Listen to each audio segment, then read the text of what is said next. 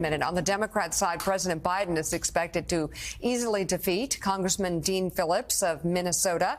But his biggest challenge is likely to come from the state's large Arab American population, who may not vote for him in protest of his handling of the Israel-Hamas war. Joining us now, Democratic Governor Gretchen Whitmer of Michigan. She is national co-chair for the Biden-Harris 2024 campaign. It is great to have you back on the show in this capacity. And Katty Kay has the first question for you, Governor. Katty? Governor, thank you so much for joining us on this primary day.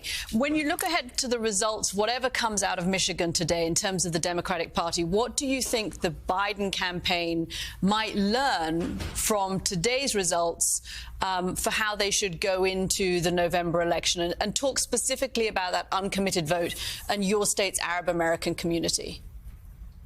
Sure. Well, I appreciate the question, Katty. Good to be with you all. I would just say this is Michigan's first opportunity to weigh in early into this presidential primary season.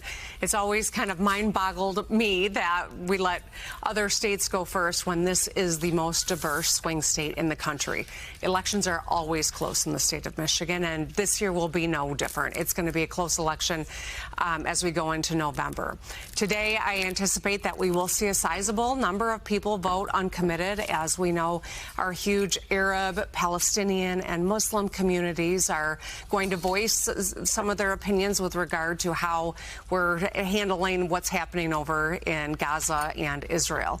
We also have a robust Jewish community here, and these are two very important communities that have lived in harmony in this state for decades, and there's a lot of people who are hurting. So that's what I expect. I also am expecting that President Biden will be the victor in today's primary, as will very likely President Trump, between all the chaotic different things that are happening on the GOP here on the ground, and that this will be the matchup. And as we look to November, it's going to be a stark choice once again. Yeah. Governor, what other issues are Michiganders dealing with, challenged by, that will play a role in their decision today and down the road? Well, one of the things that we know is in Michigan, we were able to secure reproductive freedom in our Constitution in 22. I wiped the 1931 law off the books with the stroke of my pen, and we've expanded reproductive rights. But I think as we see in what's happened in Alabama, this issue is not over. Even here in Michigan, where we've secured these rights, if there's a second Trump presidency, we could see a national abortion ban. That means IVF. That means embryonic stem cell research, as well as, obviously, the fundamental right to make our own choices about our bodies and our health care. So this is very much at risk for American women and girls and families on this upcoming ballot. And I think that, too, is something we can't let people lose sight of. Hi, Governor. It's Jennifer Palmieri. Good to see you. I saw that you had the vice president was in Michigan and Grand Rapids on Friday, I think, with Congresswoman Hillary Scholten. A big Trust Women banner behind all three of your heads that was on this question of IVF, and that even with the ballot initiative, you still had to give guidance to doctors that they could continue to do, give IVF treatments. So I know that it's still, very much these rights are still very much at risk. But tell me about the economy in Michigan. I know things are going well by almost every measure there. The president was the first president to come across a picket line, as he did with the UAW strike there. I believe the UAW strike helped raise wages, not just the striking plant, but for automakers overall. How are people feeling about the economy? Is the president getting any credit for it? Well, there are so many great positive signs about the strong economy coming out of COVID. And as we are seeing onshoring of supply chains, the CHIPS Act, the IRA, these are incredible, historic things that the Biden-Harris administration was able to get done. That and Infrastructure Week, which everyone talks about, they got it done. So fix the damn roads. We're doing that work. We're seeing battery plants that are being built here, 5 in Michigan alone.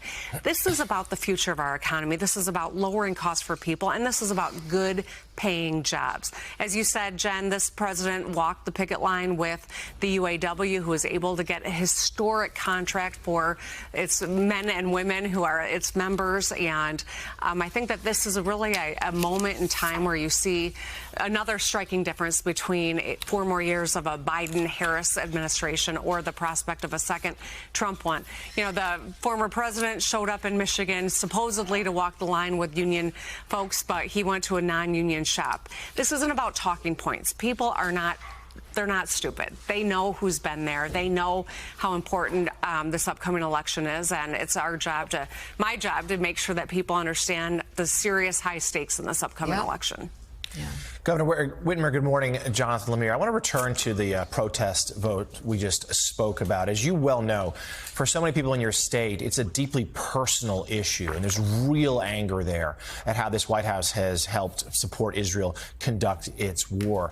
It's one thing to have a protest vote in a primary, but the president's going to need a lot of those voters in November. How do you, as a Biden campaign surrogate, and the president himself and his team, how do you win them back? Not necessarily that they would vote for Donald Trump, but they might choose to stay home or vote for a third-party candidate. And if that were to happen, that really would hurt the president's chances of winning your state. Without question. You know, this is a state that it's always close elections. There is a sense of urgency. And, you know, as I've engaged with Michiganders of, you know, various backgrounds, I know that this is a high concern. It is re-traumatizing for so many people who've come to Michigan, or their ancestors came to Michigan to flee violence like they see playing out on TikTok halfway around the world every day. It is re-traumatizing. So I think it's going to be important that, you know, the administration continue to engage with leaders and individuals in the Palestinian community, the Muslim community, the Arab American community, as well as the Jewish community. I'm hopeful that there will be a release of hostages and that there will be an end to the violence that is playing out, because it is personal for so many people in the state. It is raw and it is genuine pain that people are in.